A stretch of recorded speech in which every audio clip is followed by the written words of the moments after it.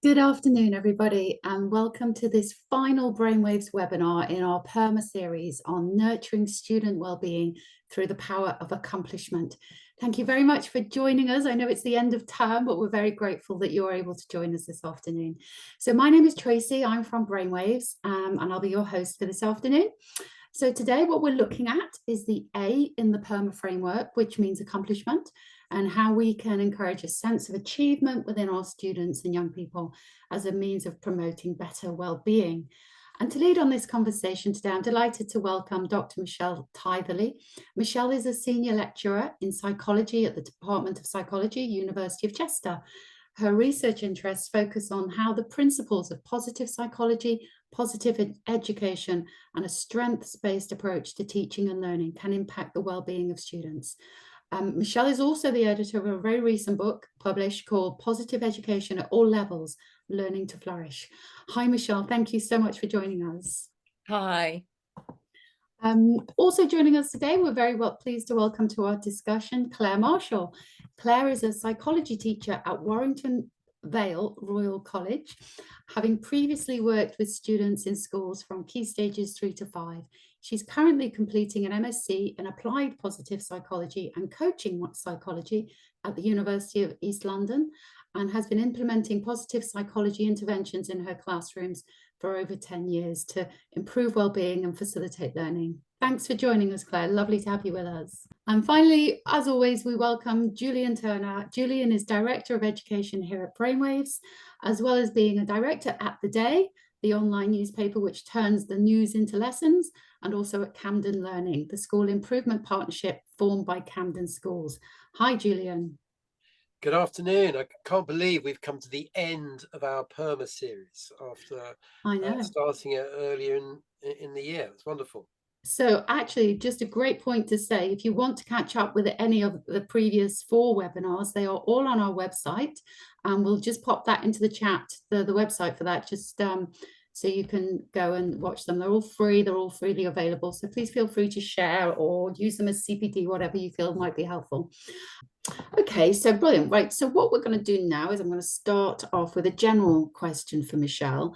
And that's just in terms of introducing this A that we keep talking about, this accomplishment. So Michelle, what can you explain what accomplishment is really and why it is important to well-being within the PERMA framework? Just very briefly, for those people who don't know what PERMA basically is the flourishing well-being framework that came out from positive psychology, which recognizes that there are 5 elements to enable people to not only achieve well-being, but to flourish as well. So the P is positive emotion, E for engagement, R for positive relationships, M for meaning and purpose, and A for accomplishment or achievement. And it's not hierarchical, but what you will see is that there are links between each of the 5 different components in terms of how they can influence and impact on each other. So the A for accomplishment, and I have to admit that the A for accomplishment is probably one of the lesser known elements which I've actually worked with. And I think, as I heard Claire mention at the start of this, when we think about achievement, particularly in a school environment, we tend to think about grades. We tend to be very much focused on that, and that's something that we have, very little choice on. But when we look at the true definition of what PERMA is in the context, what accomplishment means in the context of PERMA, it is defined as a way of reflecting on the attempts of doing something, for example, achieving a goal. Also, the degree to which it provides a positive sense of accomplishment or achievement. So it's like a positive indicator of progression, if you want to think of it that way. When we talk about accomplishment from PERMA, you will often see reference made to achievement, to mastery, to competence. Those are the sorts of terms that tend to be used. Accomplishment, as you're probably all thinking yourselves, is very subjective. So as a result, you might find that people will perceive their sense of accomplishment and whether they've achieved it in a very different way, even for the same task. An accomplishment can be the result of either working towards something, going through the process of actually mastering something, so the learning that you get along the way, and ultimately having that self or internal motivation to actually continue through to the end.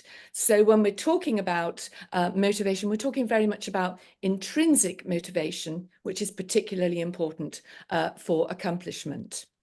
And all of this actually contributes to well-being, because what it gives you when we feel that we've succeeded in something, that we've accomplished or we've achieved something, then it gives you that sense of authentic pride, that you feel higher levels of self-esteem, higher levels of motivation, higher levels of engagement, so the cycle can continue. And that's where we get all of those links between this component of the PERMA model and all of the other ones.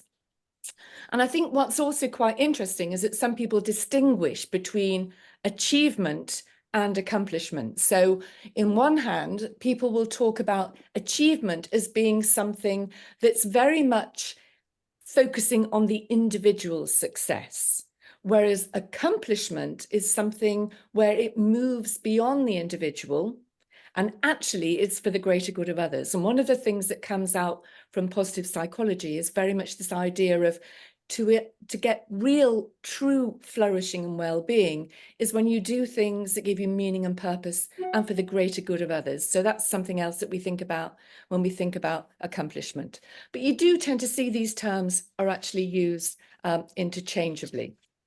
Why is it important to well-being? Well, it's important to well-being for lots and lots of different reasons. And if you think about how you feel when you've succeeded or achieved, you feel that sense of pride. I made reference to the idea of authentic pride, which really is what's linked with achievement. You can also have another type of pride, which we call, so I've learned some new terms myself. You can have another type of pride, which really is where it's being selfish and it's being braggish. And actually, when we're thinking about accomplishment and achievement, we're thinking about that authentic pride, that sense of something that you've achieved that's very important and in many ways represents your values as well. When we're thinking about accomplishment in schools, well, we also get this argument that actually schools don't really provide that space for accomplishment because they're focusing on achievement. But what they are doing is preparing the individual to accomplish based on what they've learned in school. So if you get good grades in school, you can then go on and show that achievement as accomplishment by, for example, training to become a teacher or a doctor. So you can go on and then apply it to the greater good of others. Is that the two areas I think that you were asking me about, Tracy? Yeah, no, that's really fascinating. That's the first time I'd actually come across that sort of separation of the difference, because you do see them, Michelle, used interchangeably when they talk about the A. Sometimes people say it's achievement, sometimes people say it's accomplishment. And I know we've used it as a sort of a guiding direction within the curriculum, and we've veered toward accomplishment. Yes. Just because achievement in schools means something very different, yeah, you know, in terms of exams or whatever. And it's, yeah, just interesting, that greater good of, you know, working towards the greater good of others, and not that sort of sense of bragging or showing off pride. That's amazing. Julian, anything you'd like to just pick up on there at all? I've reflected and thought you might like to too. Yeah, I think it was I'm right in saying that when Martin Seligman did the first iteration of positive psychology, there was no A.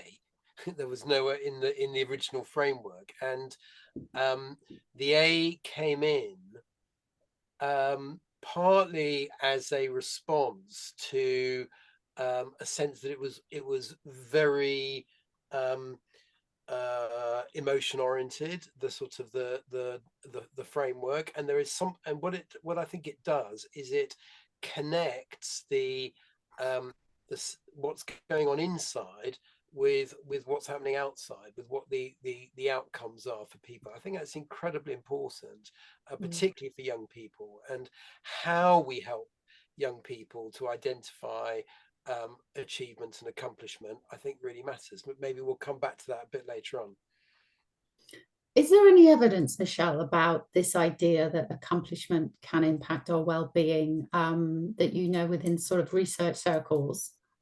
And I think this again is another interesting thing, because I was grappling around trying to find this, something that focuses directly on the relationship between accomplishment and well-being. You find a lot of research that talks about the importance of well-being for academic achievement. So in that sense, you're finding that kind of well, I was going to say it's correlational, so there's no cause and effect. And I think that's what's important, is that actually well-being and the things that well-being can give you in terms of being successful, achieving, accomplishing, can also be affected by your sense of accomplishment. So it's sort of unidirectional. It kind of works in both ways. I think as well, one of the challenges of finding particularly UK-based research is the fact that we do have this focus very much on achievement and not so much accomplishment, because we are focusing very much on the academic achievement. But again, there is lots of research that is linking well-being from PERMA with academic achievement, and also the impact of all of those other environmental factors that well-being can bring to that success relationship. But to look narrowly at whether there's a link between accomplishment and well-being, I don't actually think you could do that. I certainly haven't found anything, but I have found evidence that links the aspects of well-being and academic achievement quite closely together. But I think that's definitely an area that needs developing, and maybe because we are limited in what we can look at, particularly in the UK. Whereas going the other way, as a negative, there is quite a lot of research about the relationship between poor well-being and poor attainment.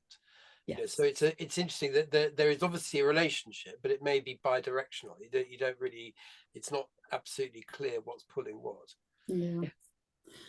Interesting, that question. Do schools provide a space for accomplishment? I like that. Claire, to what extent do you think schools and colleges like your own currently encourage a sense of accomplishment as distinct from achievement? What, do you have a sense of that? Yeah, it's a really interesting question when we start to think about what schools do in terms of encouraging accomplishment. I think, schools and colleges are generally really great in terms of grades, attendance, behaviour, setting those things, and giving rewards, verbal rewards, written rewards to parents and to carers, points and prizes for those things. And those things, I think we've all seen teachers since COVID, the fallout and the impacts of well-being.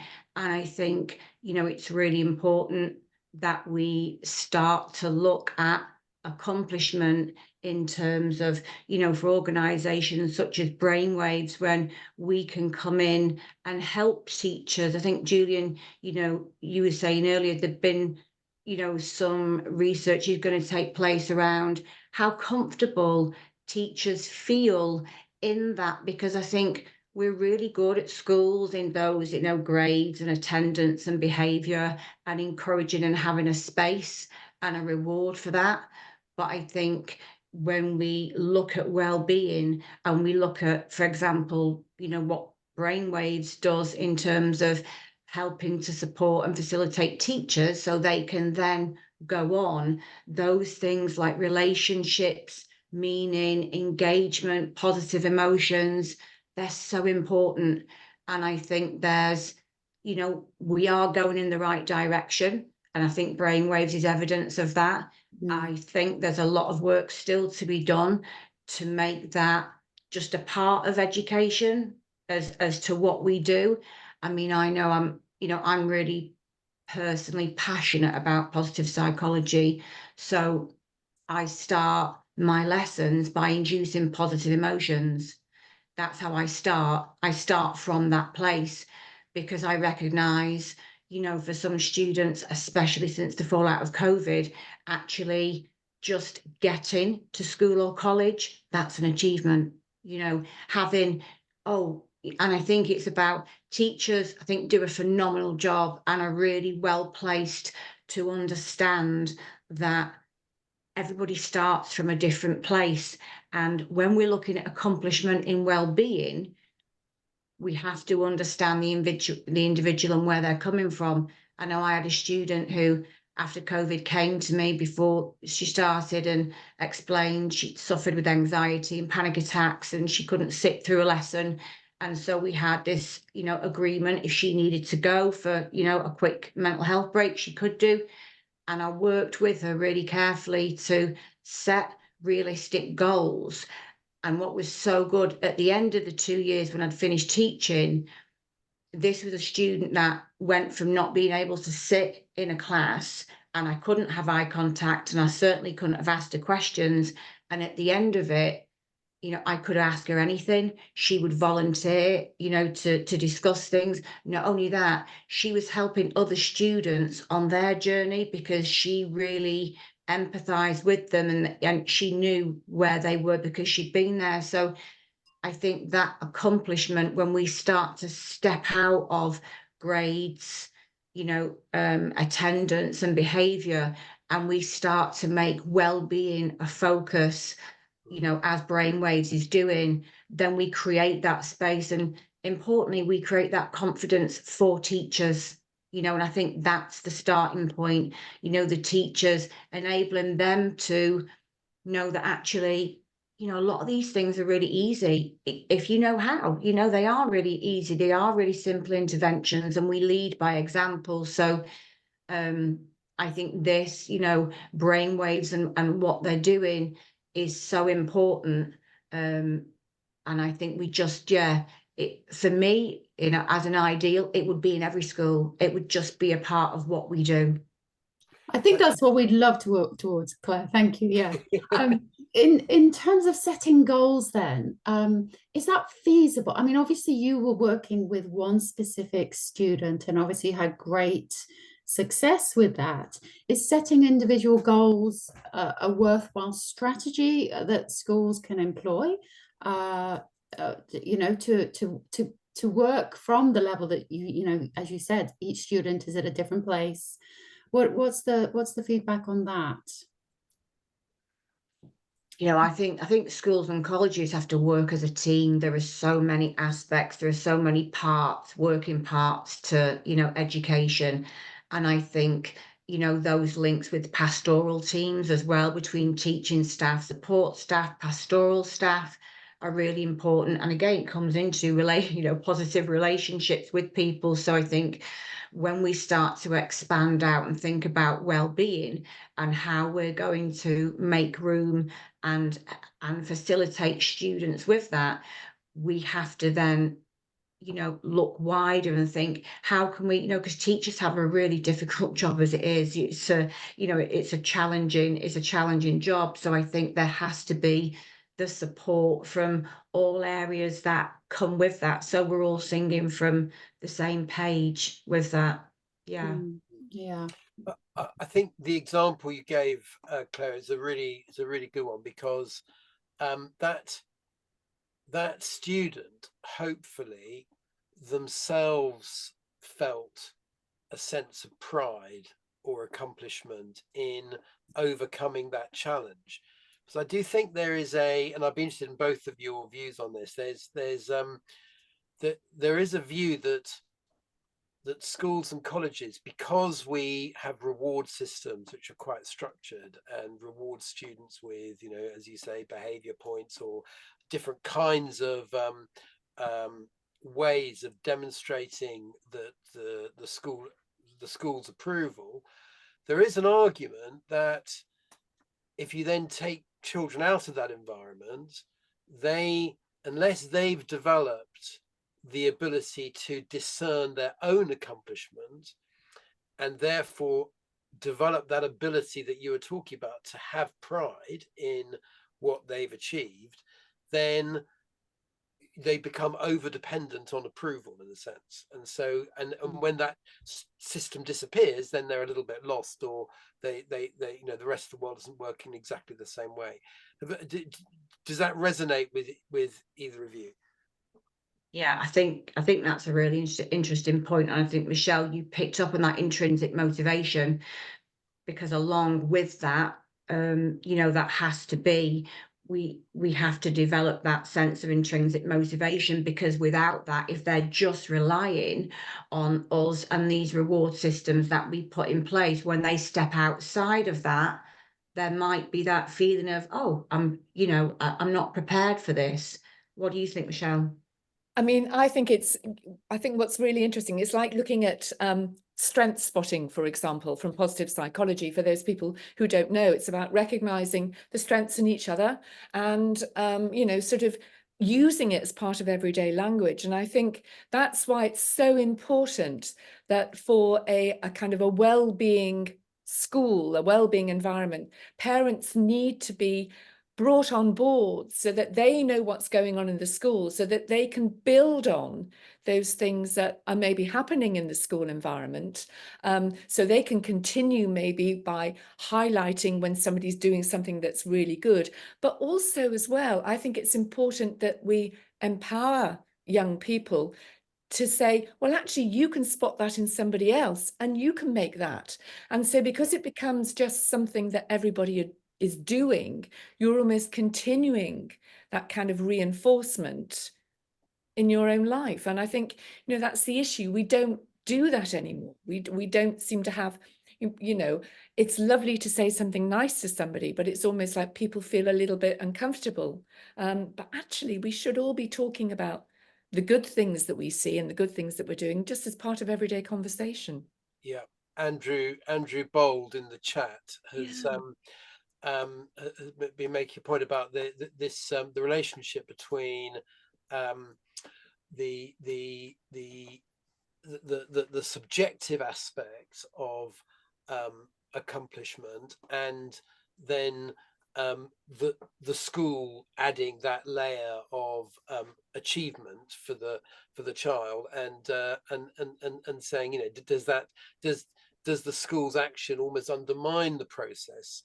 And I think the element that seems to me to be often missing is the bit that coaches the child to see in themselves and in others when they are accomplishing something, because, and I think it's so often linked to challenge, you know, that actually without that, you need the challenge in order to have the accomplishment, but without seeing yourself respond to that challenge and react to that challenge, so the bit, in answer to your question, Andrew, the bit that schools could spend more time on, I think, is around the discovery of accomplishment. How do you discover that? And how in yourself and in others, because peers are very important in this as well, in helping each other. It's a wonderful time to point out that we have a lesson, I think, called Developing Your Strengths, where the students are encouraged to not only reflect, they use a positive psychology framework to reflect on their own strengths, which is a really lovely activity in terms of, you know, maybe boosting their self-esteem and providing a framework to think about their strengths. But then the activity also asks them to share that with somebody else within the class, probably a friend, and that perspective of just somebody else saying, but you're really good at that too, and this is really one of your strengths, and that they wouldn't necessarily pick up on that, I think is really powerful, as you say, in that discovery. So that's well worth looking. I know I'm very biased, but it's well worth looking into that particular lesson from that aspect. And perhaps we don't make that link with accomplishment clear enough in the lesson, but that's certainly something we can reflect on. Okay, so that's wonderful. Michelle, I'm going to move on now to see if you have any particular strategies or tips that you might like to share with schools in terms of, you know, trying to encourage young people in this discovery of, you know, accomplishment. Okay, yes, I think one of the most important things, and I notice in the chat that people are asking about things like PERMA and strengths and everything, is finding out what things like PERMA are, but most importantly, talking with students about, the importance of well-being and what PERMA provides and how accomplishment and achievement is part of that. And I think what's really important with learning now is that young people are looking for the rationale. Why do I need to learn this? What application does this have? Why is it relevant to me in my life? And I think what PERMA allows, and particularly when we're talking about accomplishment, is that actually it puts it in a place where they can see, actually, this is something that's important for well-being, and this is why it's important. So talking about PERMA, talking about strengths as well, and also allowing students to discover their strengths and then see how using them can give them that sense of achievement. So I think that would all kind of fit in really nicely. Picking up on what Claire has already mentioned, goal setting. I think we need things to look forward to, and you can never be too young to start to look forward about what you would like to achieve. And I think those practical steps, the SMART goals, is so important. I work in university. One of the things that is the biggest aspects of a challenge to most of our students at the moment is having SMART goals, because they see the degree at the end and it's just too overwhelming. And to actually break things down into achievable, realistic, smart, measurable, time-bound goals is so important. Also sub-goals, making it clear that actually to achieve, you can achieve as quickly or as slowly, and it's the process of achievement that's so important. Recognizing that even if you don't achieve what you set out, you have developed and grown from something. So I think that's really, really important. Celebrating achievements, and that can be done by sort of, you can do it visually. You can have pictures on what does an achievement or success look like for you, and where are you in that process, talking about, reflecting on how well you are. And you can make that a really group-based sort of discussion, so people can share their achievements and their strategies and the highs as well as the lows. I think as well, one of the really important aspects in positive psychology is hope. Hope is really important when it comes to setting goals and achievement. And hope is not just having that kind of vision of a future. It's about knowing that you have the ability and you can work your pathway through to achieving that goal. And I think that one of the things that research has shown is that in terms of academic achievement, having that hope agency and that hope pathway is really important above and beyond IQ when it comes to academic achievement. So I think, looking at those different things as well. And also, finally, adopting a growth mindset. We can all achieve, we can all succeed. Everything is different, yes, subjective, but even those little things, coming to school, getting up in the morning, managing to, get the bus on your own. These are all achievements which allow you, but you've got to have that growth mindset, that you can make things happen. Amazing. Thank you, Michelle. Claire, have you got anything to add in terms of that? One of the things that fascinates me is the celebrating successes.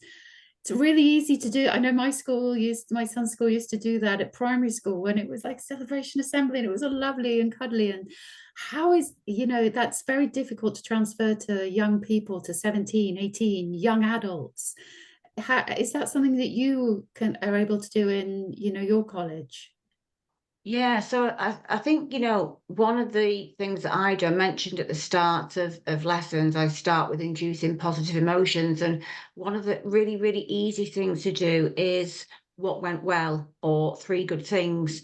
So, and what that allows is, and I say to students, write down 3 good things, maybe from the past week or whatever. And, that can be really little things. It can be someone smiled at me and held the door open for me, and it just cheered me up. It can even be the little things, but I think what that helps us to do on a regular basis is to, it's really easy for all of us to have a moan and look at the negative things.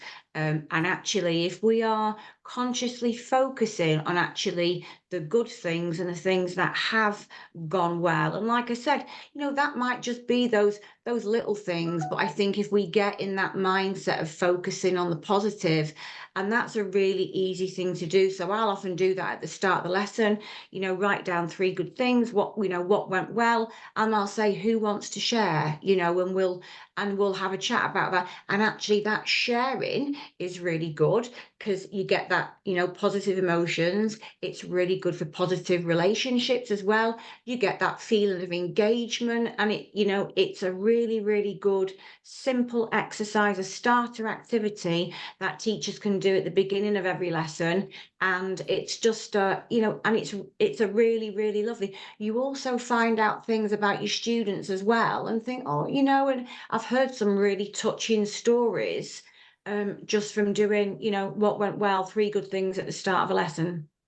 I would like to put in a word for celebrating mistakes and failure as well as successes.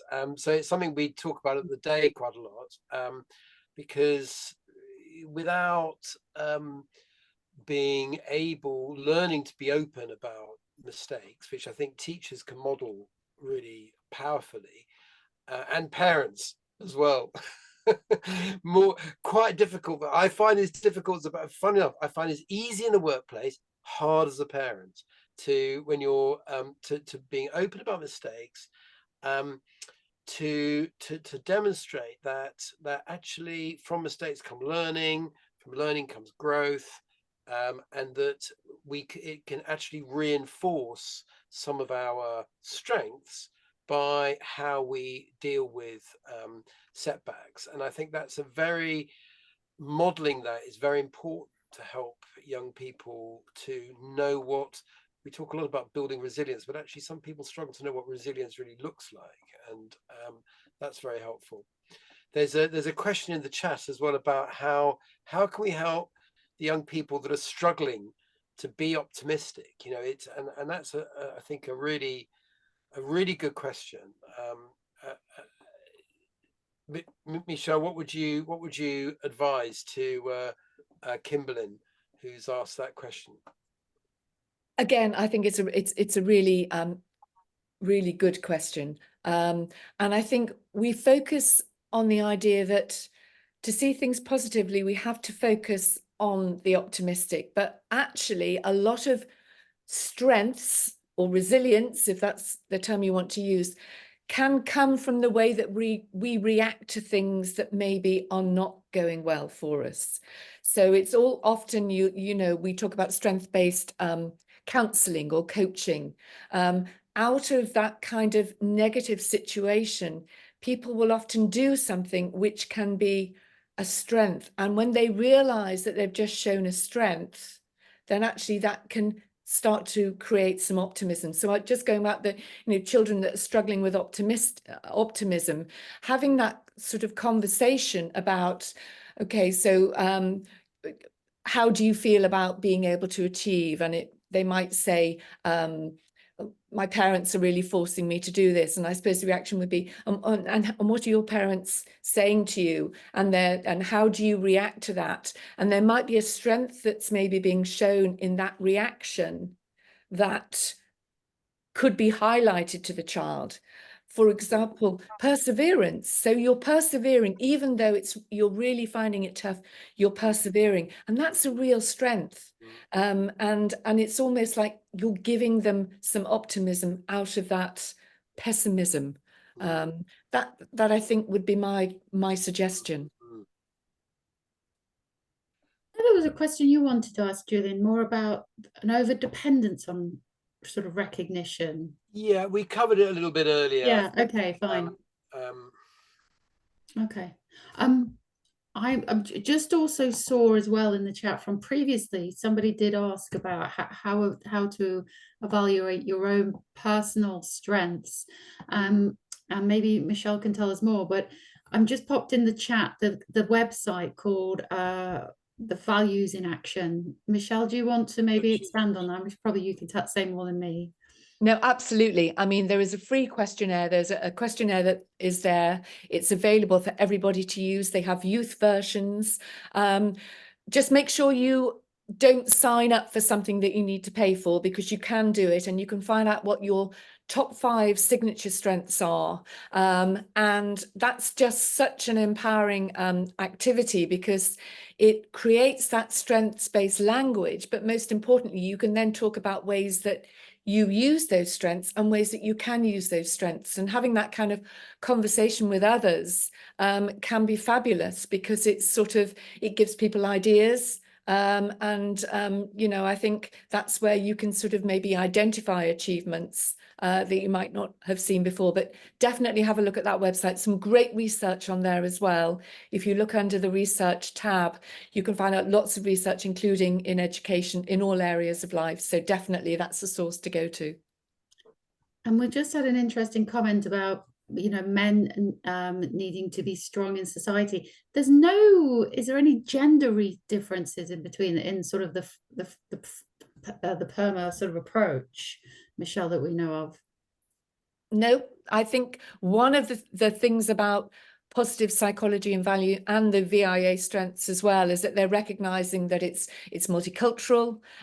It's lovely because it's being used a lot with neurodiversity as well. And I think in particular, some of those strengths that we are recognizing are valued, we're not seeing them in neurotypicals, but they're coming out in neurodiverse. So I think this is one of the issues, is that you may find gender differences in research that's carried out, but just like you're going to find other individual differences as well. But generally, it's meant to be very inclusive and global as well.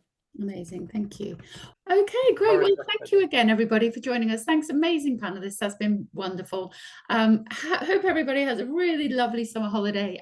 We've got webinars lined up for the autumn term already. We're starting off with neurodiversity and mental health in September, so we'll let you know about those in due course. So have an amazing holiday, and we'll hopefully see you again at another Brainwaves webinar soon. Thank you for joining us.